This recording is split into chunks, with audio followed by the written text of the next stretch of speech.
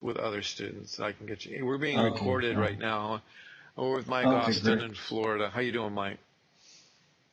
Great. Okay. All right. So we're talking about these four groups. We're talking about listed with agents, with a listing. We're talking about expired listings. We're talking about FSBOs and landlords, and the what-if statement that you can make toward the seller. So what I'm going to do is I'm going to whip through these four on tape so that you can listen to them again. So if it's listed, we want to know where they are in the listing agreement. And if it's at the beginning of the listing, they trust their agent. So we generally just want to get some free information and say, look, I hope that Susie with Keller Williams, it really works out. I hope it really works out. I hope you get your sales price. I hope you get your terms of the agreement. And I also hope, there's no contingencies. And then I hope you close on time. I hope everything works fine for you. But just in case it doesn't work out, here's a plan B. And I'd like to give you a free report on that. And then you hand them the report. And I says, what's this all about? How does it work? All this other stuff. Just look at the report and then give us a call. I would put it in a drawer so you can find it quickly. But it's basically going to give you a plan B with a creative solution. It's called lease to own, and it talks about that, where you can get full price and avoid the realtor's commission. Thank you very much. And I just say that to the listed people. Mm-hmm. It's not aggressive. It's friendly. You're hoping that their agent will work out, but in case it doesn't, you give them a plan B. Okay. The second one is the expired, and the expired generally is very frustrated. They are under a panic mode. They don't like agents in general because they've trusted one agent. They think all the agents are the same. They're putting them in the group of a car salesman or something like that. So the trust level isn't there. And I generally knock on their door and I say, look, I understand this house was for sale. Was it recently? And they go, yeah, we tried with an agent. Says, well, I'd like to get you some free information. It's a creative solution. And here's the free report. It basically works like this. What if you could get full price for your house without a sales commission and without closing costs and get it done in 30 to 45 days? And how that works is you need to give the person that's living in the house on a lease-to-own basis about 24 payments on your PITI. They'd pay down your mortgage 24 months, and then they would buy it at new appraisal. So if you like that, please read the report and give me a call, and then try to get out of there.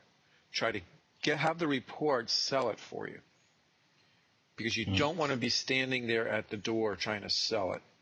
You want to have the report, okay, read it, and then come back and sit down with them on a favorable basis. The landlord is a quick walkthrough, and it's a quick what-if statement to them and give them the free report. And the what-if statement to the landlord, what does the landlord want? They want solid rent. They want no vacancy. They want no problems with the tenant. They want no hassles. That's what a landlord wants. It's all business. So you already know in the walkthrough how much they want for rent. They usually tell that to you in about 10, in that first couple of minutes. So let's say they wanted $1,000 a month. So I said, let me ask you a question. What if we could get you $1,000 and $50 extra, $1,050 a month for the house, and we get you 24 payments of that? And at the end of those 24 payments, you would agree to sell the house at new appraisal, whatever that is. Would that be something you would even think about? There'd be no sales commission, no closing costs.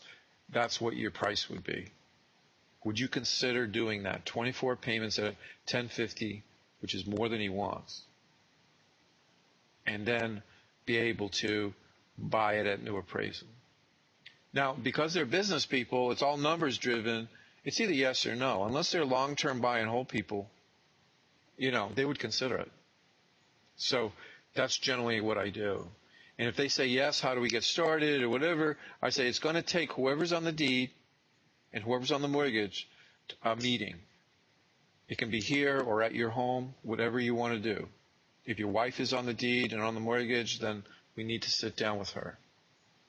And that's how I deal with the landlord on prospecting. Okay.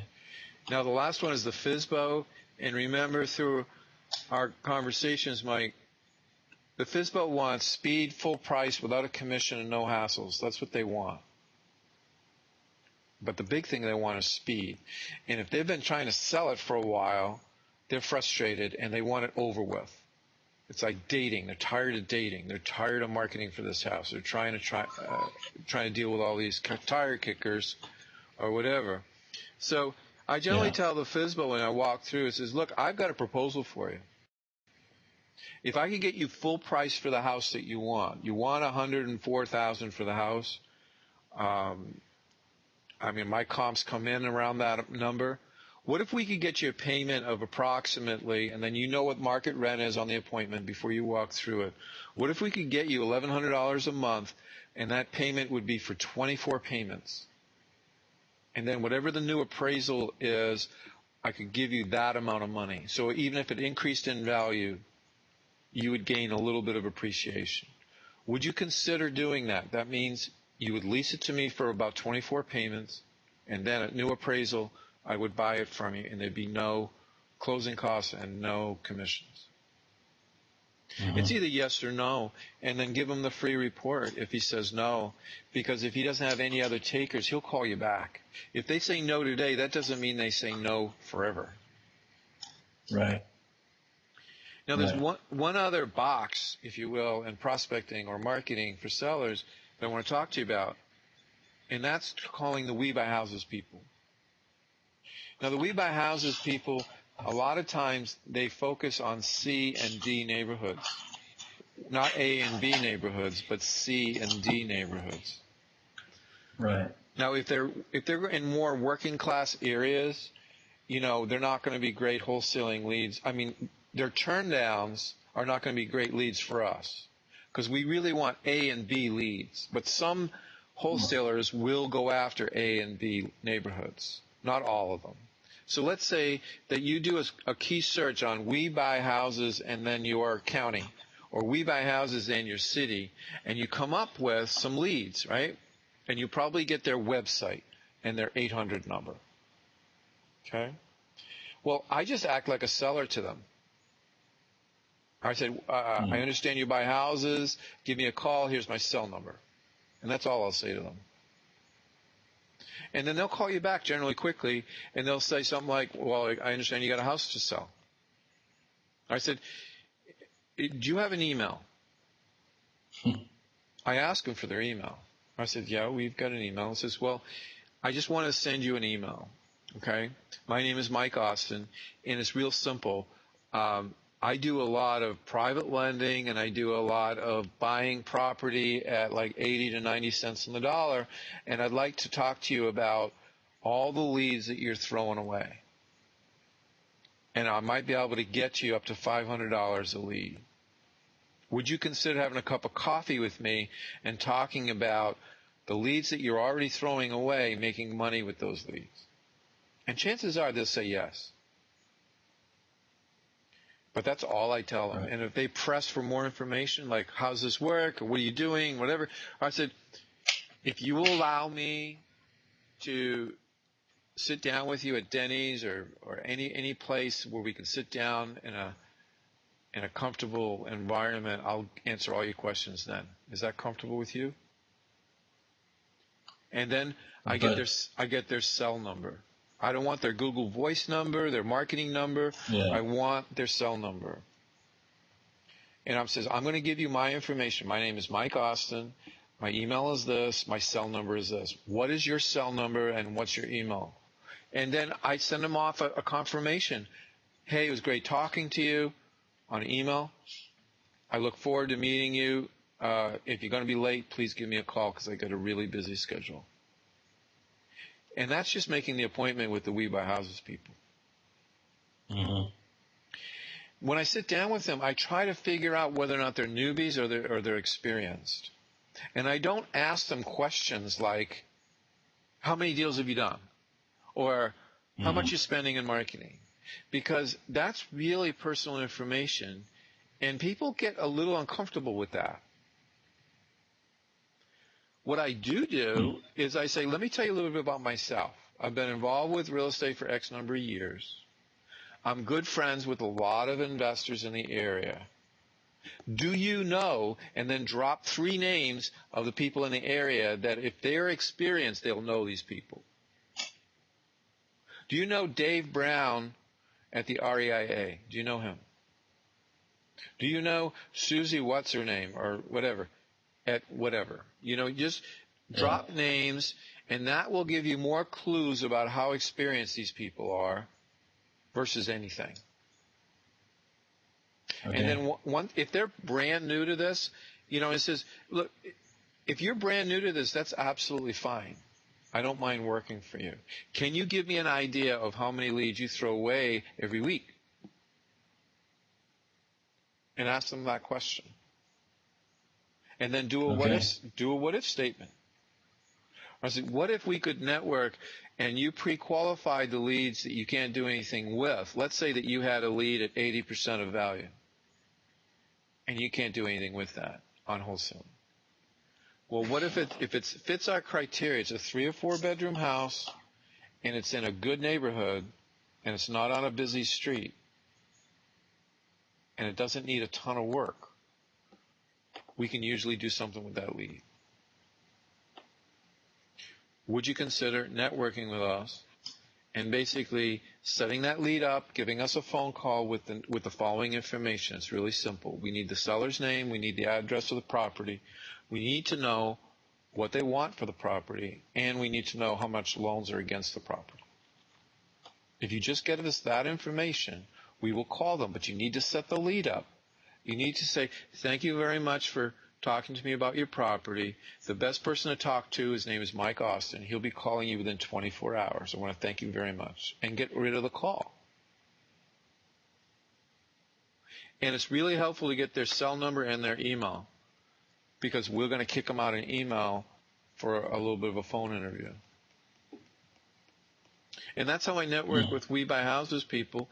And I will sign an agreement that basically says the following.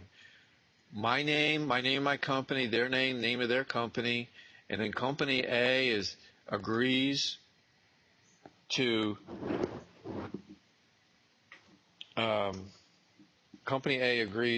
pay company B $500 per lead if successful, you know, and we'll pay you 1099 wages within 24 hours of our receipt of our profit. Something like that. And you sign it. And it's a formal agreement. It doesn't have to be really involved. It's a marketing agreement. And you're paying them 1099. So of those 5 areas, does any of those sound good to you? Yeah, they all sound good, and they're all promising.